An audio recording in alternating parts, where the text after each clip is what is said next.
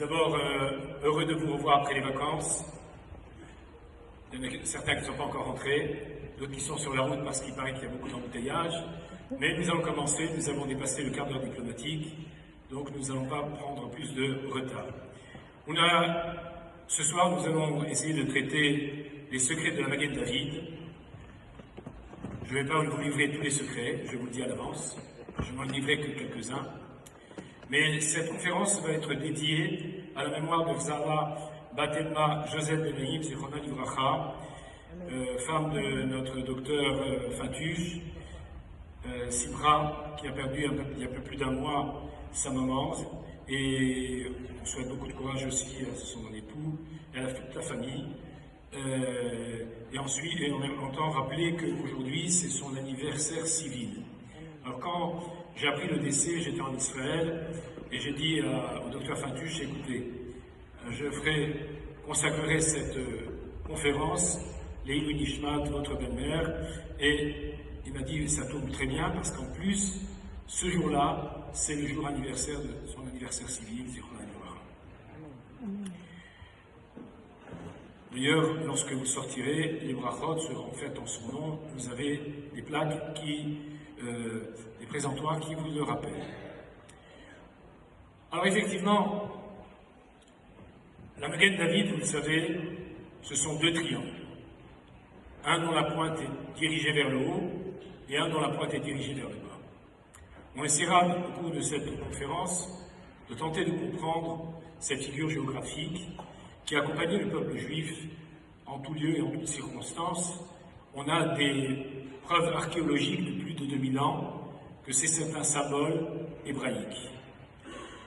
Alors, en guise d'introduction, il faut que je dise, vous savez que les lettres sont les molécules de la création. Lorsque nos sages des Pirkei Avot, des sages nous enseignent que Ba'asara Ma'amarot Nivra Olam, le monde a été créé par 10 paroles. Qu'est-ce que ça signifie? Vayomer, Elohim, Dieu a dit. C'est par le verbe que Dieu a créé. C'est la raison pour laquelle le mot davar en hébreu signifie à la fois une chose, mais aussi une parole. Pourquoi? Parce que tout ce qui existe présentement et dans le futur encore n'est que l'émanation de la création divine. Et ce maintien de cet univers, nous le devons pour cette permanence que Dieu assure à l'univers. Les 22 lettres de l'alphabet sont ses forces créatrices. Elles ont toute une puissance. Et imaginez, vous allez faire, tiens, je vais vous donner soif, excusez-moi, on va faire un diabolomante. Comment vous faites le diabolomante? On met d'abord la limonade. Non, on met d'abord la menthe et après la limonade. Et si on fait le contraire? C'est pas homogène. Le mélange n'aura pas le même goût. Et puis, il va falloir remuer correctement. Alors regardez bien que chaque lettre a une dimension particulière et une force, une puissance particulière. Je vais prendre un premier exemple, celui de Sarah. Au départ, elle s'appelait Sarai, ma princesse. Dieu va lui changer son nom et va l'appeler Sarai, Sarah avec un He.